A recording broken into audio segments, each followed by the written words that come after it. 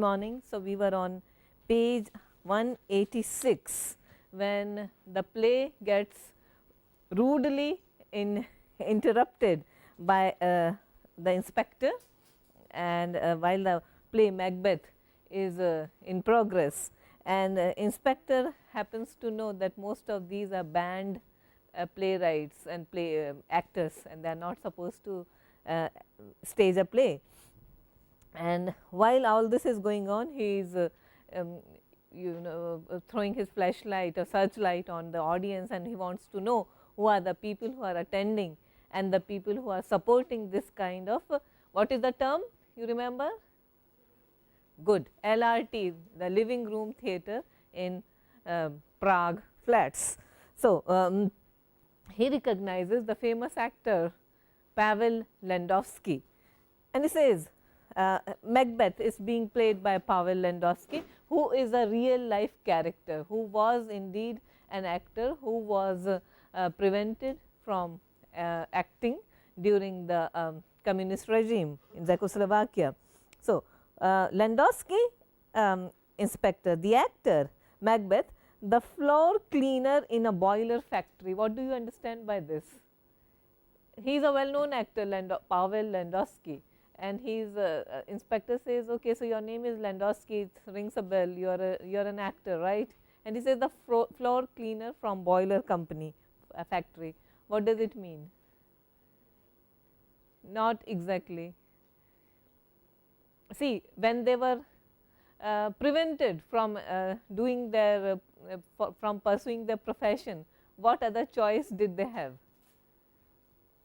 Do you remember the unbearable lightness of being, Milan Kundera?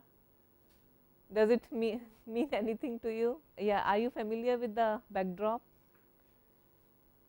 Okay, it's again about the communist regime in Czechoslovakia and the revolution and the attempts to overthrow the communist regime, and what happened to professionals and intellectuals during that particular regime. And the protagonist, the hero of the novel, Thomas, he is a doctor, he is a practicing surgeon, but because of his so called liberal inclinations, he is suspended. Okay, he is no longer permitted or allowed to pursue his profession. So, what other choice does he have? So, he becomes a window cleaner, and we are told that there are many such highly qualified people who are pursuing such jobs because there is no other way for them. So, this could be one of the, this could be an explanation for this. So, he is not really lying, but because he is an actor, that is his profession, but he is denied to pursue it. So, now he is a boiler, he is a floor cleaner in a boiler factory, that is what he is doing. That is him. I am a great admirer of yours, I followed your career for years. I have not worked for years. What are you talking about? I saw you last season, my wife was with me. The newspaper kiosk at the tram terminus, and you were wonderful.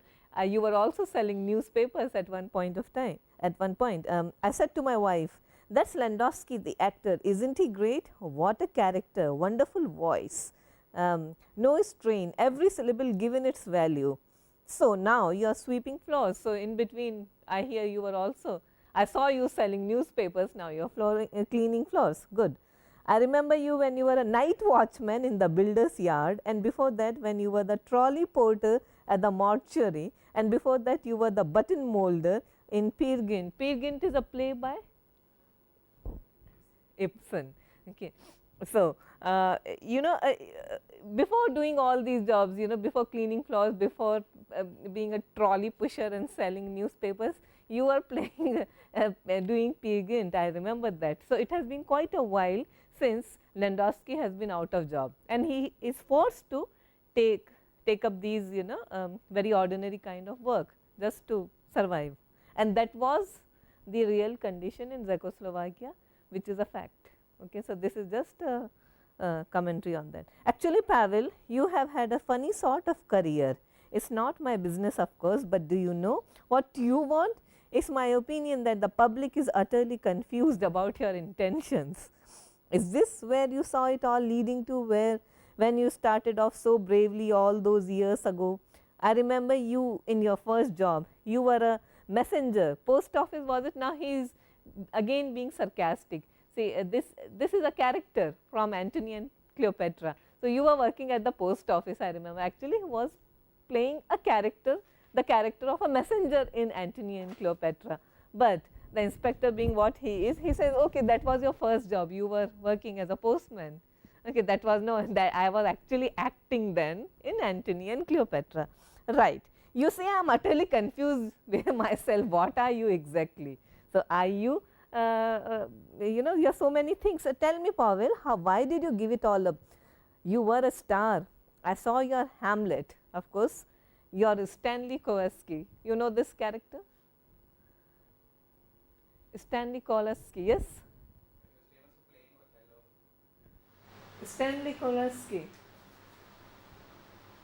your Hamlet. Stanley Kowalski is a character, is a memorable character. Good.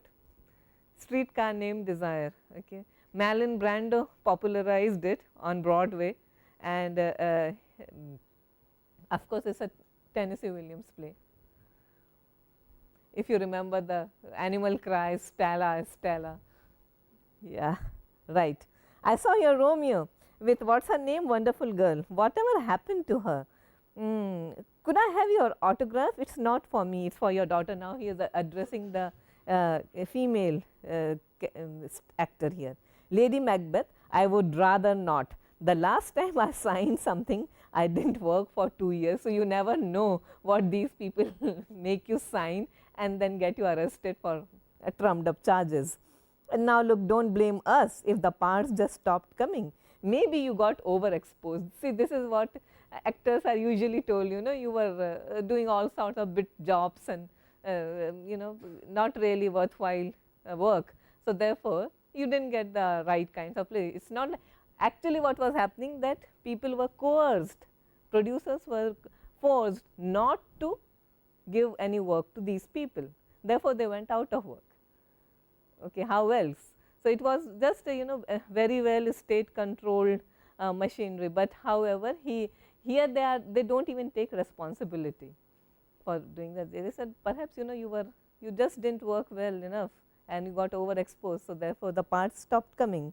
I was working in a restaurant at the time. There you are, you see, the public's very funny about that sort of things. They do not want to get dressed up and arrange a babysitter only to find that they have paid good money to see Hedda Gabler done by a waitress. Who wrote Hedda Gabler? Ibsen again. Okay. So, lots of references to Ibsen here. Can you tell me why so much of intertextuality happening here? Peer Gynt, Hedda Gabler. Who made that famous presentation on Ibsen? Yes, all fingers point at you. And what was Ibsen, the dramatist of? He went against the traditional, the authority that was prevailing at that time, as in breaking all social taboos, and not taboos exactly, but Questioning, values, interrogating, questioning the society. yeah, social excesses, moral codes, established moral codes, as you have seen in A Doll's House, right. Okay. Peer Gynt is again an extremely, Peer Gynt along with Ghosts, yeah, you know, extremely controversial plays, and Ibsen had to face a lot of trouble. So, perhaps what Ibsen went through during his times in Norway, that could perhaps be a commentary. Okay. So, that could be the intertextual reference here, okay, because Ibsen too was not very well received during his times because of his unconventional ideas. They may not look all that unconventional today, but during those times they were, because you see he came at the turn of the 19th century. Yeah. Okay. So, those times things were different, and now Inspector, as these people are wont to, he is squarely laying the blame on her, that you know, after all you have been working as a waitress in a restaurant, who would pay and come to see you playing Lady Macbeth?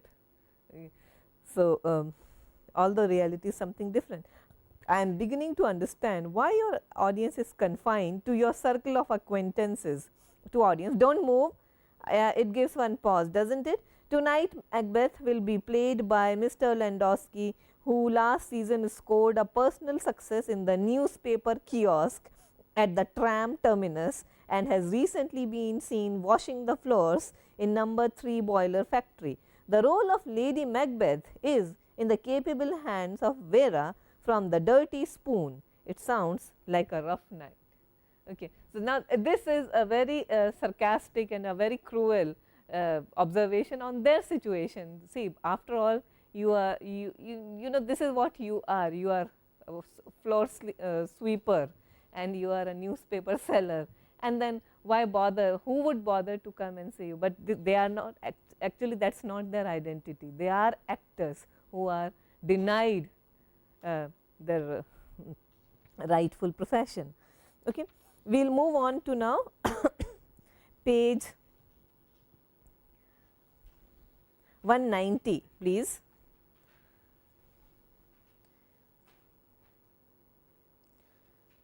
Page 190. Here you know they are coming to the end here, Macduff. So, Macduff, he is already named and gone to Scone to be invested. Fanfare, they leave the stage. Macbeth, his cloak crowns himself standing above screen. The inspector applauds and steps forward into the play. Inspector, very good. So, what scene are they enacting from Hamlet? Macbeth in cloak crowns himself standing above screen. That is, King Duncan has already been murdered, and now Macbeth has been crowned the rightful, he is not actually the rightful heir, but now he has been crowned by the ministers as the King of Scotland, and Inspector is quite happy with the situation. He says, very good, very good. So nice to have a play with a happy ending for a change. Okay. He thinks this is how the play ends, okay, but this is just the beginning. Other actors come on stage in general light. To Lady Macbeth, darling, you were marvelous. It is just like, you know, very theatrical pleasantry. Okay, all those darlings and social etiquettes and all, and you were marvelous. This is just a convention in the theatrical society. Lady Macbeth, she is quite indignant and she is already put off by this man. I am not your darling. I know, and you weren't marvelous. But when in Rome, parlez-vous, as the natives do. So, now since we are in parlez-vous, you talk the way Romans, that this is a proverb, right. So, see how Stoppard uses language. Okay. He is satirizing the theatrical etiquettes as well, and then he is, you know, because then perhaps this is commentary on the actual state of affairs in theatre, where people are always complimenting each other however bad they may be, because they are, you know, supposed to do so. So, you are not really all that great an actress, we know that. We have to say, when in Rome, do as the Romans do. And parlez-vous, this is also interesting. You are saying Rome and you are using a French term. Okay. To the general audience, the inspector says, please do not leave the building. You may use the lavatory, but leave the door open. Okay. So, this kind of surveillance, you are not supposed to leave, you are being watched all the time. Stunning, incredible, absolutely fair to middling. Macbeth, you were rubbish. Okay, yeah. So, now you know they are just, there is a face off between them. Inspector, look, just because I did not laugh out loud, it does not mean I was not enjoying. To hostess, which were you? Which one were you? Hostess, I am not in it. You are in it up to here. Okay, you are a part of this entire setup. Okay. So, it is pretty clear to me that this flat is being used for entertaining men. There is a law about that, you know. So, now he is accusing her so that you know, he can shut the place down. He is accusing her indirectly of running a brothel. Okay. But see, you are doing this, which is something absolutely illegal. See, they are trying to survive, they are trying to protect their theatrical heritage, anyhow they are struggling.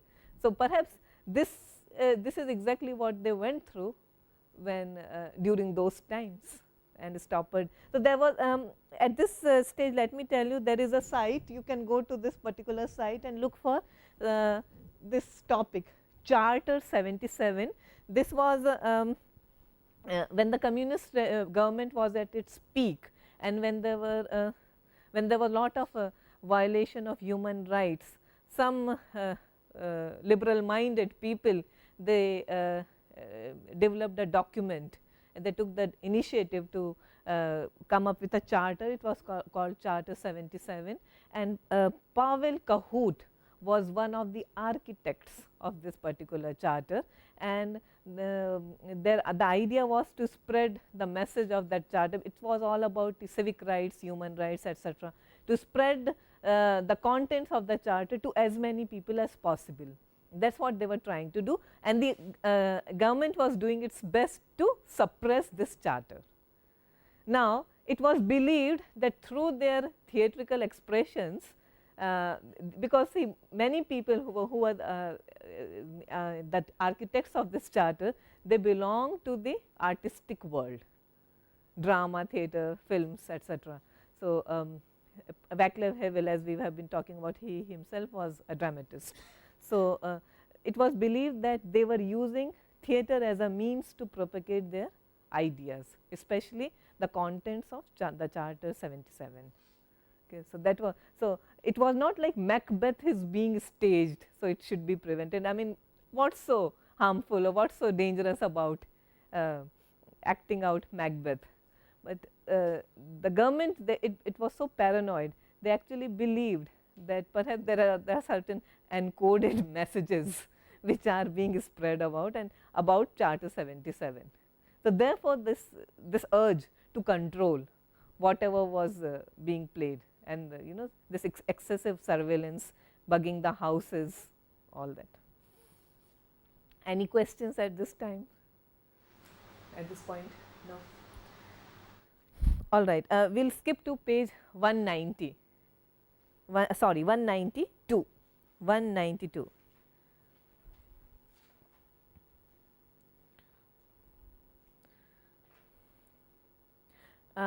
There is a lengthy paragraph, this dialogue by the inspector. Abhay, can you read it out please? Page 192, the inspector's part. You see, some went down, but some went up. Fair dues. Well, I tell you what, I don't want to spend all day taking statements. It's frankly not worth the candle for 3 years maximum. I know you've been having a run of bad luck all around. Jobs lost, children failing exams, letters undelivered, driving licenses withdrawn, passports indefinitely postponed, and nothing on paper. It's as if the system had a mind of its own. So why don't you give it a chance and I give you one? I'm really glad I caught you before you closed. If I can make just one tiny criticism, Shakespeare, or the old Bill as we call him in the force, is not a popular choice with my chief, owing to his popularity with the public, or as we call it in the force, the filth. The fact is, when you get a universal and timeless title like Shakespeare, there's a strong feeling that he could be spitting in the eyes of the beholder when he should be keeping his mind on Verona, hanging around the jets. Know what I mean? Unwittingly, of course. He didn't know he was doing it. At least, you couldn't prove he did. Which is what makes the chief so prejudiced against him. The chief says he'd rather you stood up and said, there is no freedom in this country. Then, there's nothing underhand and we all know where we stand. You get your lads together and we get our lads together. And when it's all over, one of us is in power and you're in jail. That's freedom of action. But what we don't like is a lot of people being cheeky and saying that they are only Julius Caesar or Coriolanus or Macbeth. Otherwise, we're going to start treating them the same as the ones who say they're Napoleon. Got it? Can you comment on this particular passage? Now, why this prejudice against Shakespeare? I think we touched upon this briefly yesterday. Do you remember? Krishna? Go through the lines, look at the lines again. The fact is, when you get a universal and timeless writer like Shakespeare, there is a strong feeling that he could be spitting in the eyes of the beholder when he should be keeping his mind on Verona, hanging around the gents. it's a play, this is a clever pun on which play of Shakespeare? And who is Verona in Merchant of Venice? Pray tell me. Good, Two Gentlemen of Verona. Okay, there is a play called Two Gentlemen of Verona. So, he should keep his mind on Verona who is hanging around the gents. Do you see? But you know, he, being a universal playwright, he talks about so many universal predicaments, and therefore we do not like him. Okay. Under the guise of saying something, Shakespeare always says something else, and you know, quite ambiguous. So, very difficult to understand the moral complexities, the you know, the meaning implicit, the subtext in Shakespeare. So, you can use Shakespeare to say whatever you want. So, when you say Julius Caesar, because Julius Caesar happens to be a political play, partially, you know, you can praise it for its aesthetic value, but also it says it is also a politically relevant play. Yeah. Then you also have a play like Macbeth, like Rehan was saying yesterday when I asked you guys that what is Macbeth all about. The first thing she said, it is a political play. Okay. There is lot of, and Macbeth can also be contextualized in several different ways. Okay. We have seen in our own country how Macbeth has been used, Makbul. Okay. And recently there is a Hollywood flick called Macbeth, okay, with that and it is all about a gang war in New York. Okay. So, you have the same story almost like Makbul. Okay. So, it has what's his name? Sam Worthington playing Macbeth. Yeah. So, you know, Shakespeare can be universalized, and he can be made very contemporary in and he is timeless. Okay. So, he yeah, to use a cliche, he redefines the boundaries and pushes the boundaries of time and space, right. Okay. So, therefore, we do not like Shakespeare, do anything else. I mean, we come out and say it in the open that the government is oppressive and we are denied freedom of speech. So, here you have a lot of, you know, dialectics going on now. Okay. So, it is no longer a comedy, of course, it is a satire, but then again like most plays it turns into some kind of a you know, a play of dialectics where there is lot of exchange, intellectual exchange about what is moral after all, okay, and what is freedom, how do you define it, and therefore, so you see, if you say that you are Julius Caesar or Macbeth or Coriolanus, then we'll say that, you know, we are Napoleon, and what did Napoleon do to all his opponents, and that is what we are going to do to you. That is the idea. We obey the law and we ask no more of you. The law, I have got the penal code tattooed on my whistle, you know, I keep the law in my pocket. Okay, I understand law. Landowski, and there is a lot about you in it. Section 98, subversion, anyone acting out of hostility to the state. Section 100, incitement, anyone acting out of hostility to the state. I could nick you just for acting, and the sentence is double for an organized group, which I can make stick on Robinson Crusoe and his man any day of the week. So, do not tell me about the laws.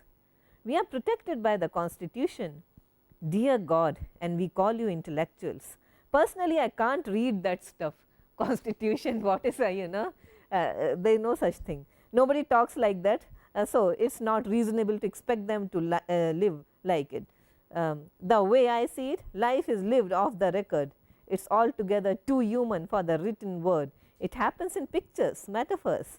A few years ago, you suddenly had it on toast, but when they gave you an inch, you overplayed your hand and rocked the boat, so they pulled the rug from now look at all the proverbs and idioms he is using. Okay. You give an inch and they pull the rug and they rock the boat, okay, and they do also. So, this is again Tom Stoppard and his punnings.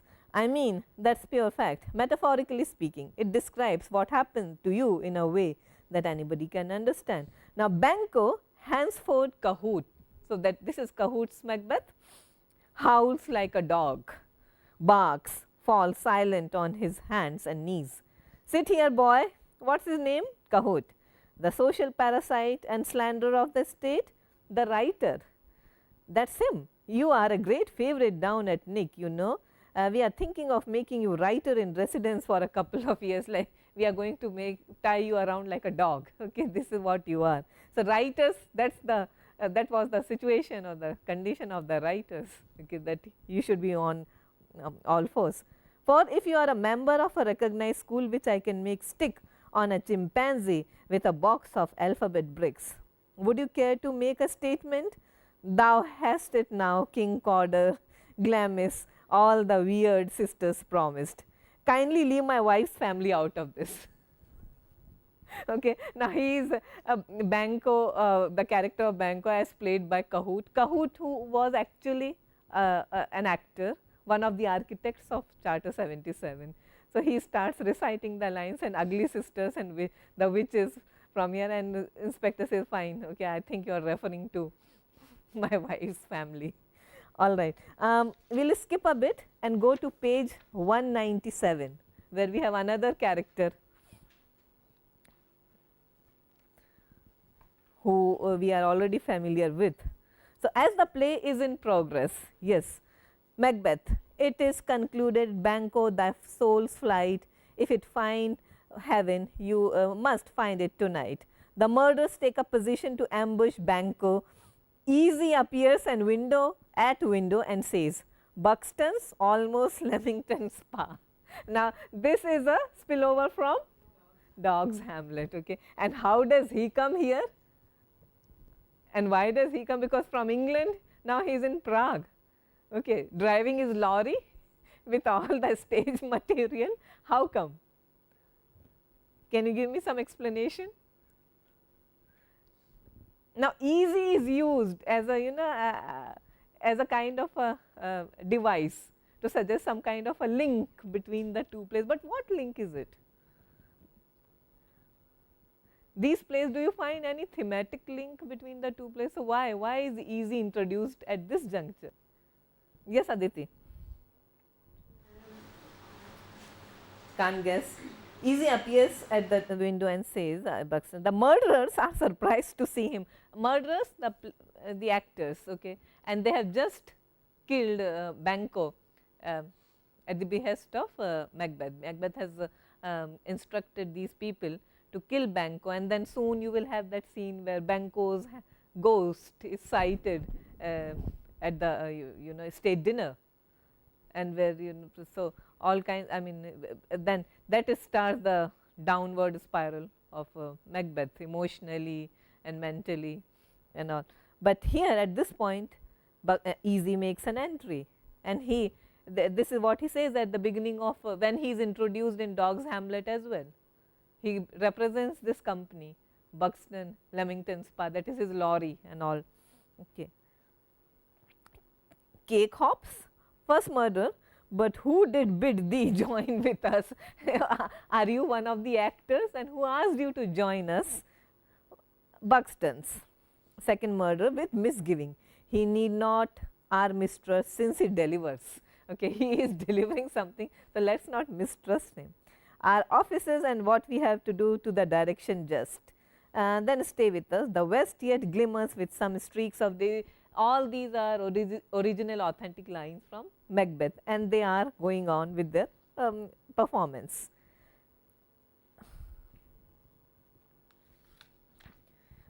Okay, we will go to again page 198, Easy's lines. Page 198, top. Easy remains looking bewildered. The hostess appears from the audience again. Buxton's cake hops almost Leamington Spa. The hostess leads him off stage. Light and music for Macbeth's feast. Macbeth enters with Lady Macbeth and guests in attendance, where he pretends to expect Banquo, who he knows has already been murdered. You know your own degrees, sit down at first and last a hearty welcome. Ourselves will mingle with society and play the humble host. The guests have brought their own stools and goblets. Lady Macbeth enters likewise. First murderer enters with Easy, remaining at the edge of the stage. Then Macbeth sees first murderer and goes to him. There is blood upon thy face. It's Banquo's then. Is he dispatched? My lord, his throat is cut. That I did for him. Thanks for that. Get thee gone. Tomorrow we will hear ourselves again. Exit murderers followed by Easy. During the scene, Easy is hovering at the fringes, hoping to catch someone's eyes. His entrance and exits coincide with those for Banquo's ghost, who is invisible, and he only appears in Macbeth's eye line. Macbeth does his best to ignore him. My royal lord, you do not give the cheer. Sweet remembrancer. Now good digestion wait on appetite, and health on both. Here had we now our country's honour roofed, were the grace person of our Banquo present. His absence, sir, lays a blame upon his promise. Please, your highness, to grace us with your royal company. Here is a place reserved. Easy enters at door stage right. Where? Here, my good lord. What is it that moves your highness? Which of you have done this? What, my good lord? Thou canst not say I did. Never shake thy gory locks at me. Sit, worthy friends, my lord is often thus. The fit is momentary. Upon a thought he will again be well. She crosses to Macbeth. Are you a man? Aye, and a bold one, that dare look on that which might appall the devil. Easy appears at window. Prithee, see there, behold, look lo.